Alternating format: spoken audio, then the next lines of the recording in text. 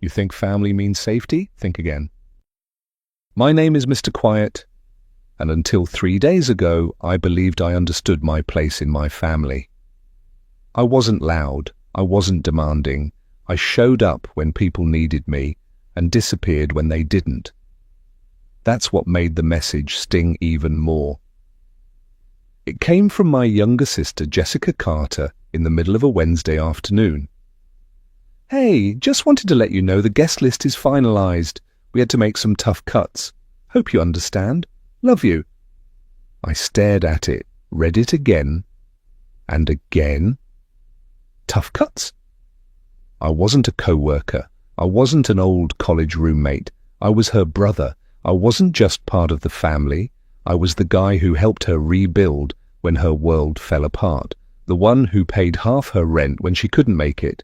The one who walked her through heartbreaks and hangovers. And now? A footnote. I called our mother, Mrs. Evelyn Carter. She picked up like everything was fine. Hi, Quiet. Everything okay? I didn't waste time. Jessica says I'm not invited to the wedding. A pause, then a sigh, the kind of sigh that wraps judgment in disappointment. Oh, honey, don't take it personally. It's just a wedding. Just a wedding? I said quietly. Mum, I'm her brother. They had to keep the numbers tight. Brandon's family is huge. But 150 people? I said. I saw the post. You're overreacting. No, not this time. For years I let things slide. I forgave quickly, smiled politely, made peace while others made excuses. But in that moment something inside me stopped bending. I ended the call. No goodbyes, just a quiet press of the red button. Then I sat there, still, silent, until an idea came to me. One I'd never dared act on before. I typed, all-inclusive luxury resorts, Caribbean. If Jessica was planning the happiest day of her life without me, I would plan the most liberating week of mine without them. Within an hour, I'd booked a suite with an ocean view, a spa package, and first-class airfare. I wasn't running away. I was claiming space where I mattered. Before I boarded, I posted a photo, just my legs stretched out in business class, drink in hand. Guess I got cut from the guest list, but I'll survive. The comments rolled in fast, laughing emojis from cousins. Take me with you, from Chloe. But one message stood out from Logan. Dude, bold move, proud of you. For the first time in years, I felt something I couldn't quite name. Not revenge, not rebellion, something quieter, freedom. I wasn't being dramatic. I was done being disposable, and I hadn't even taken off yet. When you grow up being the quiet one, people mistake your silence for strength. They start to expect it, depend on it, abuse it.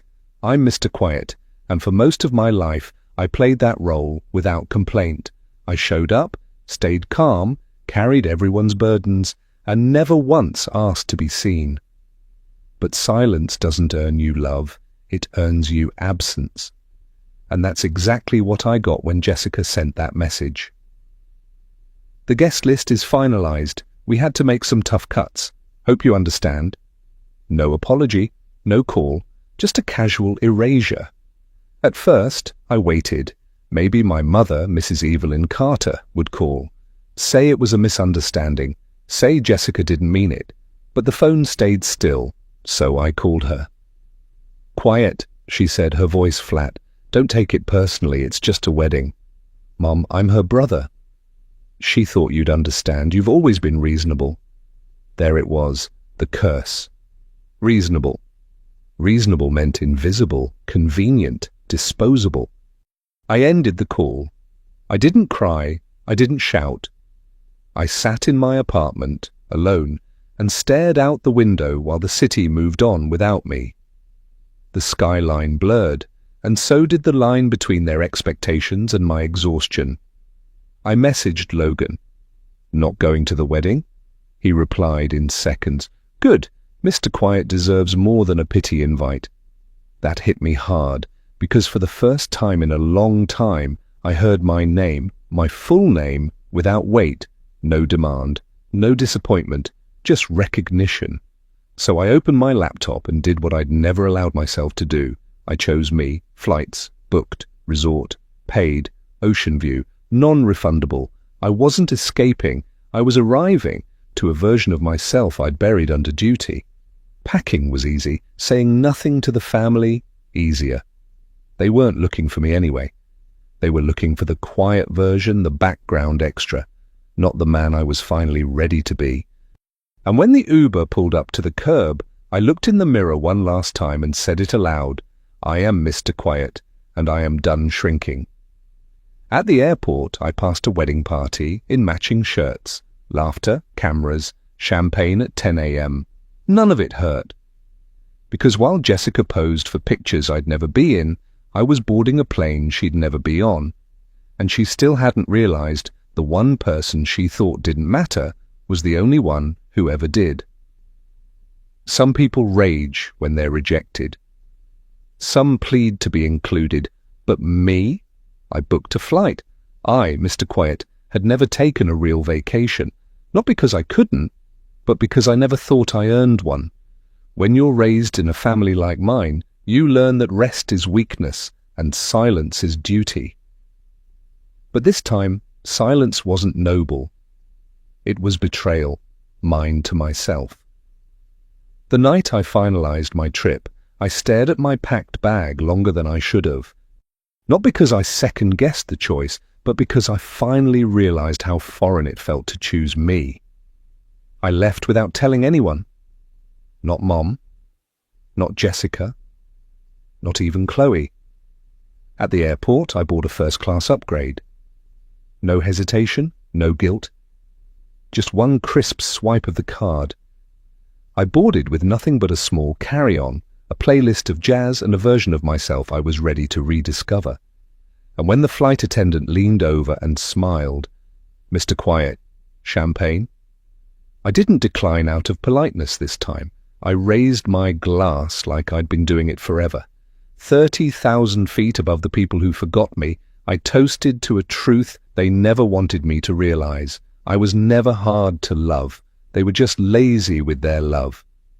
When I landed in St. Lucia, the air hit me like a baptism, the kind that doesn't cleanse but wakes you up.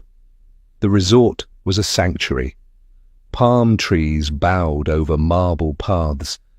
My suite opened to a private beach, where the ocean whispered everything my family never said. And then I met her. Miss Lien wasn't just a bartender, she was an observer. She poured slowly, watched closely. "You're alone?" she asked. I nodded. "Good," she said. "Alone is honest." We didn't speak much after that. She just handed me a glass and walked away. But the moment lingered. Later that night, I sat on the edge of the infinity pool, staring into stars that didn't judge, didn't demand. And my phone vibrated. Logan. "Bro, Jessica just posted a countdown, 3 days till the big day." I didn't reply. Then another buzz. "Mom." "Quiet, please don't ignore me. We need to talk." Talk? Now when the silence I gave them finally turned into space they couldn't fill? I placed the phone face down. For once, the world was quiet, and it wasn't crushing. I wasn't in some exile. I was somewhere sacred. And just before I walked back inside, another message came through, this one from Jessica. I almost didn't look, but I did. "Hey, just checking if you're still mad. I miss you." I closed the message, and I let her miss me. The table was full, steaming dishes, clinking silverware, and smiles that didn't reach the eyes. Everyone was there. Jessica next to Brandon, Aunt Rachel pouring wine, Uncle Greg laughing too loud, Chloe twirling noodles. Even Logan, the perfect cousin, sat with effortless confidence, charm dripping from every word. And Grandma June, quietly observant, her gaze always sharper than her age allowed. But the tension was loudest in the silence between me and my mother, Mrs. Evelyn Carter. She hadn't said a word to me since I walked in. She only looked at me once, to gesture where I should sit. as if I were a guest, as if I hadn't grown up in this house. Jessica tried, bless her heart. "We're really glad you came, big brother." She even smiled, but it was the kind people wear at funerals, forced, fragile. I picked up my fork, tried to eat, tried to swallow their small talk. Logan was bragging about his recent promotion at the firm. "That's what hard work and loyalty get you," Uncle Greg nodded in approval. Mrs. Evelyn beamed at Logan like he cured cancer. "Your parents must be so proud." Then silence. No mention of me, of the fact that I was the first in the family to build something on my own, from nothing. Brandon leaned in, voice calm but sharp. "It's really nice to see everyone in one place again. We all missed you, Mr. Quiet." The subtext was clear. "You're the one who left." I wiped my mouth, put the napkin down. Let's not pretend I vanished. I was pushed out. Fork stopped. Eyes widened. I left because this family never had space for anyone who didn't play by its rules. Jessica knows it. You all know it. Mrs. Evelyn finally spoke. "This is neither the time nor the place." I stood. Funny, because no matter when I tried to speak, it was never the right time. Logan cleared his throat, ready to interrupt. "Save it," I snapped. "Logan, you were the golden boy. Every dinner was your performance stage. I was the filler between your applause." Jessica's voice trembled. "I begged them to make peace with you, but they chose silence and tradition." Aunt Rachel looked away. Chloe froze mid-bite. Grandma June's eyes met mine, and for once I saw sadness, not surprise. I looked at my mother. "Say something, anything." She didn't. So I walked out, past the fake smiles, past the family who never truly saw me. They didn't follow, didn't beg me to stay, because deep down they knew this wasn't just goodbye. It was the beginning of my absence, echoing louder than their silence. I stood at the edge of the reception hall, watching the family I was born into pretend I didn't exist. Jessica laughed beside Brandon as they cut the second cake. The crowd clapped, phones recorded, and in the back corner, next to a pillar and a dying plant, I clutched the speech I wasn't supposed to give. They had erased me from the wedding, from the guest list, from every slide in the childhood slideshow. But this moment, wasn't theirs to erase. Grandma June saw me first. Her eyes, once so quick to defend Jessica, now looked dim with something else. Guilt, maybe. Miss Lien sat beside her, lips tight, hands folded in a way that said, "I don't want to be here either." I stepped forward. Brandon saw me, his jaw clenching.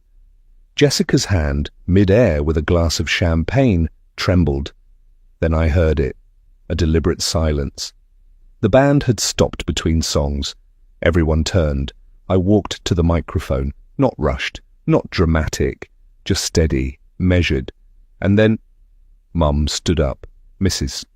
Evelyn Carter, always the conductor of appearances, moved toward the band. She leaned in, whispering fast, trying to get them to play over me, drown me out with forced joy. Her back to me, like I wasn't even a human, just a shadow she'd spent years sweeping under the rug. I could have called her out. I could have screamed, but I didn't. Instead, I took the mic. "You won't find me in the family album," I began, voice calm, cutting through the room like a needle. But I was there. I was always there. Chloe froze by the cake table. Aunt Rachel lowered her phone. Even Uncle Greg stopped chewing. I talked, not about betrayal, but about bloodlines built on silence. I named no names, but everyone heard theirs. When I spoke of Jessica, I didn't curse her. I simply said, "There's a kind of love that thrives on applause, but real love doesn't need a stage." Jessica's eyes widened, glass slipping slightly in her grip. Then I folded my speech, left it on the mic stand, and walked away. The room didn't erupt, it didn't need to. But behind me I heard the sob that Jessica didn't mean to let escape. Soft but sharp, raw. Miss Lyon stood up, slowly. Her chair scraped just loud enough to be heard, but she said nothing. Just walked out, eyes wet, hand brushing lightly against Grandma June's shoulder, as if to say, "He said it. Finally." And me? I didn't cry. I didn't bow. I didn't ask for permission. Because sometimes the loudest person in the room is the one who finally says nothing at all. 2 hours after the reception disaster, I found myself alone in a dim corner of the garden, tie undone, whiskey in hand, replaying every second of what I'd just done. The microphone, the silence, the looks. My mother's fury, Jessica's trembling hands, and Miss Lyon. Her quiet exit felt louder than anything I said, but I hadn't expected Logan to find me. "You made your point," he said, arms crossed, face unreadable. "But you also shattered everything." I looked up. Everything was already shattered.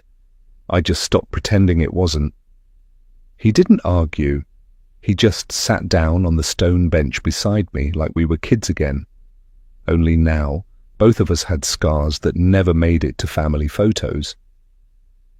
"I used to think you were dramatic," Logan said after a pause. "Always the sensitive one, always stirring things up. But tonight, you were just honest." I laughed bitterly. Honesty costs more than silence in our family. He didn't disagree. Later that night, I noticed a folded napkin in my coat pocket. It wasn't there before. I opened it and recognized the cursive immediately, Miss Lyon. "They all knew, but it took your voice to break the spell. Not everyone is brave enough to lose a family to save their soul." I stared at those words, stunned. She hadn't said a single thing all night. But somehow she had said everything. The next morning, while most of the family packed up or avoided each other entirely, Jessica showed up at my hotel. No makeup, no entourage, just her. "I don't hate you," she said. "But I hate that you made me feel something." Her voice cracked. For the first time in years, my sister looked real. "I wore the ring Mom gave me. I repeated her words. I thought I was doing the right thing. But when you spoke..." She paused, eyes glistening. "I felt like I was watching my own funeral, alive but not living." There was nothing to say, so I didn't. I just handed her Miss Lyon's napkin note. Miss Lyon's. She read it, then folded it slowly like she needed time to swallow what it meant. "Brandon's not who I thought he was," she whispered. "And I think Mom knew." My blood went cold. "What do you mean?" Jessica didn't answer directly. She just pulled out her phone, opened her messages, and showed me something. One text from Mrs. Evelyn Carter. "I told you to marry stability, not love. Don't ruin this like your brother did." That was the moment I knew this wasn't just about a wedding. It was about a legacy of control disguised as tradition. And the cracks were deeper than I imagined. She looked at me, voice trembling. "But what do you do when the person pulling the strings is the one who taught you how to dance?" I didn't expect anything that morning. The sunlight came in through the same window. The kettle boiled like it always did. But the knock on the door, it wasn't ordinary. It was sharp, intentional, like it came with weight. Jessica stood at the doorway, cheeks pale, lips trembling. In her hand, she held a sealed envelope, thick parchment, familiar handwriting. "It's from Grandma June," she said. She left it to be opened today, by all of us." Mrs. Evelyn Carter's hands tightened on the chair's armrest. Aunt Rachel stopped mid-sip, tea trembling in her cup. Even Logan put his phone down, something he never did. Whatever was in that letter, we all felt it would change something. I opened it. My name was first. To my grandson, quiet. You've always watched more than you spoke. Maybe that's why you'll be the only one who truly sees this for what it is. The letter didn't stop there. It unraveled everything. Grandma June detailed, with ruthless honesty, the decisions that shaped our family dynamics. She named names. She called out Evelyn's favoritism, Rachel's envy, Greg's apathy, Logan's betrayal, and Chloe's manipulation. She recounted a time when Miss Leanne offered to take me in, saying, "He deserves better than being raised as the emotional dump of your unresolved wounds." Evelyn refused, not because she loved me, but because she didn't want to look bad. It felt like the air had been knocked out of the room. No one could move. Jessica clutched my arm like we were in a storm, and she might get pulled under. "You're lying," Evelyn said, her voice brittle. But it wasn't a lie. Grandma June had attached voice recordings. And a photo. An old one. I recognized it immediately. It was taken the night of a family dinner I hadn't been invited to. A dinner where, apparently, they discussed what to do with me. Whether to send me to Miss Lean for a while because I was too sensitive to raise. My hands trembled, but I kept reading. The letter ended with a directive. "You may do with this truth what you wish, but know this. Silence only breeds rot. Let it air." There were no instructions, no apologies, just truth, cold, hard, unflinching. Brandon, who had been silent the entire time, finally spoke. "I think you should let the rest of the world hear this." Jessica nodded, her face set like steel. Aunt Rachel stormed out, Logan followed, and Evelyn sat motionless, face cracked like porcelain, under pressure. I looked at the room, at the people who once convinced me I was lucky to be included, and then I picked up the letter again. But this time I flipped it over. There was something handwritten at the bottom, a different ink, a different hand, 6 words, not from Grandma, from someone else. Someone I thought was long gone. "I never meant to leave you." They thought I'd stay silent, again, like I always did, like I was supposed to. The ballroom glittered, chandeliers above, champagne below. Every detail had been rehearsed, except me. Jessica, radiant in ivory lace, stood beside Brandon. Her eyes avoided mine. For months, I had carried this truth alone. My name erased from the wedding plans. My seat shifted to the back row. My presence barely tolerated. They said it was to avoid drama. What they really meant was to avoid me. But I watched it all. I watched as my mother, Mrs. Evelyn Carter, clinked glasses and praised the union like it was a royal alliance. I watched as Logan and Chloe smiled on cue. I watched Aunt Rachel give a speech dripping in false grace. And Grandma June, oh Grandma, she just sat there, hands folded, choosing peace over justice like she always had. They all knew. I was the invisible string tying this family together, and the first one cut. I stood, glass in hand. The ballroom hushed, not because they welcomed me, but because they feared I might ruin something. I didn't clear my throat. I didn't smile. "I was told not to speak," I began, my voice low but steady. "But if tonight is about love, about family, then let's be honest." Jessica's grip on Brandon's hand tightened. Mrs. Evelyn's smile cracked at the corners. I watched 2 people I trusted plan a future, by erasing the one person who helped build it. You see lace, flowers, perfection. I see betrayal, silence, and a very expensive performance. Gasps. Logan half stood. Aunt Rachel gave a warning look, but no one moved. "I won't stay quiet just to keep you comfortable anymore," I said. "Not for Jessica, not for Mum, not for anyone." My eyes locked on Brandon, his jaw clenched. "You once thanked me for being your mirror, But when I showed you what you truly were, you shattered me instead. Every word landed like a stone tossed into still water. No one reached for a refill. No one clapped. Even the violins in the corner fell quiet. I turned, placing the glass down. I hope this marriage brings you everything I wasn't allowed to have, honesty. As I walked toward the exit, the silence behind me roared louder than applause. And just before the door shut, a voice behind me, low, familiar, nervous. "Quiet. Can we talk?" It was Brandon. But what he didn't know was, he wasn't the only one hiding a secret that night.